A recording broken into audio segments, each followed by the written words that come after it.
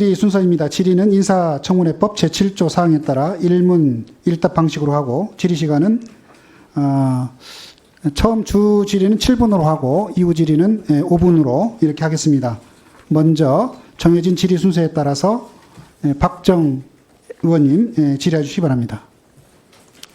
네, 경기 파주실 국회의원 박정입니다. 김문수 후보자님, 정부는 노사관계에서 공정한 중재, 조율 역할을 해야 하는데 현재 노사관계는 사측으로 기울어진 운동장이죠. 그래서 우리나라 정부 부처 중에서 노동자 편을 들 수 있고 또 들어야 하는 부처는 고용노동부뿐입니다. 이런 현실에서 고용노동부 장관에게 필요한 중요한 자질 중 하나는 노동조와 노동조합 그리고 노동에 대한 존중과 이해입니다. 이것에 동의하시나요? 네, 동의합니다.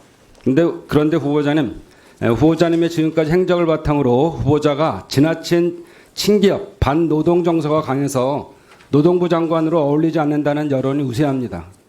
현재 기울어진 운동장이 이렇게 가다가는 결국 절벽이 되는 거 아닌가 하는 우려도 있는 것이 사실입니다.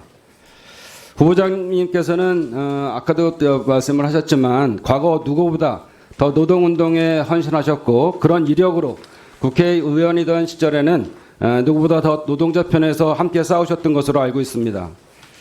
그런데 어느 순간부터 노동과 관련해 하신 발언들을 보면 왜 이렇게까지 변하셨을까 하는 의아심이 있습니다. 2013년 9월 미국 기아차를 방문했을 때 여기는 소위 근로윤리, 직업윤리 이런 기본이 서 있는데 우리는 기본이 안 돼 있다고 우리나라를 폄하하셨고 2017년에는 민노총은 김정은 기품조다. 이런 기품조 우리 손으로 물리쳐야 한다. 또 2019년 말에는 현 노동계는 기득권을 내려놓는 정도가 아니라 머리부터 세탁해야 한다. 또 2022년에는 불법 파업의 손해배상 폭탄이 특효약이다. 노동자는 손해배상을 가장 두려워한다. 민사소송을 오래 끌수록 굉장히 신경 쓰이고 가정이 파탄난다. 정말 듣기 거북한 말씀하시면서 노조 혐오를 조장하셨습니다. 후보자께서는 경사노위 위원장도 하시면서 이 현장에 있으셨을 텐데 그동안 느끼신 바가 있으셔서 오늘 이렇게 모두 발언하실 때 지금 우리 노동 현장은 약자에게는 너무 냉혹합니다. 노사법치의 토대 위에서 노동 약자가 소외되는 일은 없어야 합니다. 이렇게 말씀하셨거든요. 그럼 또 다시 생각이 바뀌신 건가요? 제 생각이 바뀐 부분이 없을 수는 없겠습니다만은 저는 언제까지든지 생각한 것은 노사정은 근본 이익은 일치하고. 그러니까 조금 전에 제가 말씀드린 것처럼 네. 그 노동에 대한 가치에 대한 그 존중이 없으시고 계속적으로 노동하시는 분들에 대한 폄하가 너무 심하셨잖아요. 한편 제가 기업을 돕는 게 나쁘다는 건 아닙니다. 기업을 도와야죠. 기업을 돕는데 경기도지사 시절일 것 같아요. 공무원들은 소심증에서 벗어나서 기업을 도와주는 것이 첫 번째 책무다. 어떻게 공무원이 기업 돕는 게 첫 번째 책무입니까? 기본적으로 대면 봉사하고 이런 것들이 첫 번째 책무죠. 그리고 대기업 총수가 폭력도 행사하고 분식회계하고 불법 로비 등으로 해서 구속되는 상황인데 일벌백계가 아닌 백벌일개다. 잘못된 행정이다. 어떻게 법에 의해서 그렇게 심판을 받고 있는 상황에서도 옹호할 수가 있어요? 또 이런 말씀도 하셨어요. 경기도지사 시절엔 기업의 인건비 절감, 유연한 고용 관리를 위해 비정규직이 필요하다. 그러면은 지금 기업이 성장하고 있는데도 지금 노동에 대한 질 문제나 고용에 대한 문제가 좀 좋아지고 있습니까? 고용노동부 장관은 고용을 늘리고 일자리 만드는 게 중요하지 않겠어요? 노동의 질을 높이는 게 중요하죠. 근데 현재 상황에서 지금 대기업이 사내 유보금이 10대 대기업이 906조고 그 다음에 5대로 좁히면 727.6조입니다. 이런 사내 유보금이 쌓일 때까지는 우리 노동자들께서 같이 고생하시면서 이런 게 만들어진 거 아니겠어요? 그럼 기업은 우리가 혜택은 계속 주되 그 기업이 해야 될 일은 없는 건가요? 고용도 늘리고 또 그 고용인들 우리 노동자들에 대한 복지라든지 질적 향상을 위해서 노력해야 되는 거죠. 맞습니까? 네, 맞습니다. 근데 그런데 지금 문제는 저 표에서 보시는 것처럼 생산성 지수가 계속 좋아지고 있어요.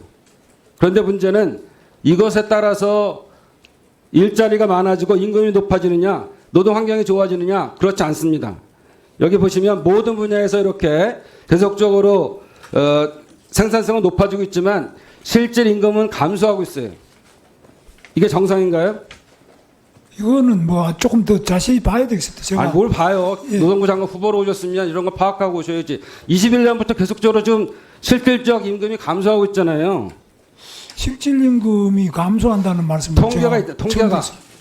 처음 통계가 있는데 무슨 처음 들어요. 장관 후보로 왔으면은 그걸 처음 듣는다 그러면 돼요. 다 통계에 나와 있는 거를. 우리나라는 임금이 상승하고 있고 실질 임금도 에이, 상승하고 있잖아요. 정, 근데 이거는 그렇게 떨어지는 여러 의원님들 발언에 대한 문제뿐만 아니라 지금 실력에 대한 문제까지 들어가야 됩니까? 지금 10억 원이 매출이 일어나면 실질적으로 고용 개수가 얼마나 됩니까 지금? 예, 고용 유발 개수는 지금 많이 줄고 있습니다. 그래, 너 얼마예요 그래서? 11.7명에서 바로 5년 만에 9.7명으로 2명이 감소했잖아요. 고용 유발 개수는 그러니까 고용노동부 장관 후보기 때문에 네, 고용을 늘리는 게 앞으로 중요한 일 아니겠어요? 늘려야 됩니다. 이런 문제를 어떻게 해결하겠어요? 늘리기 위해서는 좋은 일자리를 많이 만들어야 되는 게 1번이고요. 그 다음에 두 번째는 또 우리나라를 벗어나서 해외로 나가버린 그런 기업이나 해외 자본이 또 돌아오도록 지금 하는 그렇게 하고 있지 그런 않죠, 그런 이 정부가. 지금 우리 투자를 어디다 해외 가서 다 하고 있지, 국내에다 투자가 부족하잖아요 지금. 그래서 우리 젊은이들이 좋은 일자리가 없는 거 아니겠어요? 44만 명이나 지금 쉬었음이라는 표현을 했는데 장관 후보자께서 하신 게 뭐예요? 지금 거기서 개나 안고 다니면 되겠냐 이런 말씀하시면은 하향 지원은 30%나 지금 그 상황에서 하향 지원을 하고 있어요. 임금이나 뭐든지 간에. 네. 근데 그렇게 44만이 되는 청년들한테 그렇게 비난적인 발언하시면 되겠어요?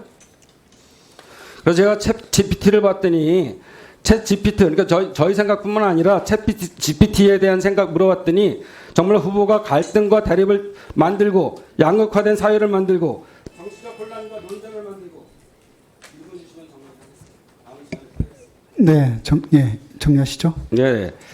그래서 이런 우리들 뭐 민주당 의원들이나 뭐 국민의힘 의원들이나 국민의 생각뿐만 아니라 이렇게 챗 GPT에다가 제가 질문해봤더니 장관 후보로서 이렇게 여러 가지에 대한 모습들이 나온다는 거예요. 갈등과 대립을 만들고 양극화된 사회를 더 심화시킬 거고 정치적 혼란과 논쟁을 만들고 침체된 노동시장 만들 거다. 이렇게 됐는데 후보님의 근본적인 입장 변화가 없으면 우리 노동 현실이 결국 더 나빠질 거다 이런 얘기입니다.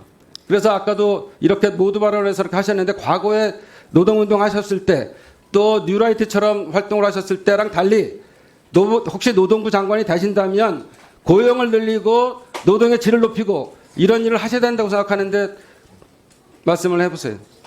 예, 하여튼 뭐 열심히 노력해서 청년들에게 좋은 방법을 일자리 말씀하셔야지 그냥 열심히 생각만 열심히 하겠다면 그게 장관 후보로서의 자질이 있는 거예요? 방법에 대해서는 말씀드린 것처럼 일자리를 청년들이 좋아하는 일자리를 많이 만드는 것이 1번인데 그 좋은 일자리라는 것이 지금 국내 좋은 기업들이 해외로 나가는 것을 줄이고 외국의 좋은 기업들이 국내에 많이 들어와서 하도록 하고 또 창업도 하도록 하고 또 청년들이 자기에게 맞지 않는 그런 일자리 있을 경우는 직업훈련이나 교육도 지원을 해서 일자리에 맞춤형 실력을 갖춰서 취업이 많도록 그렇게 노력을 더 하겠습니다. 네. 네, 박정원님, 예, 수고하셨습니다. 다음은 우재준 의원님, 예, 질의해 주십시오.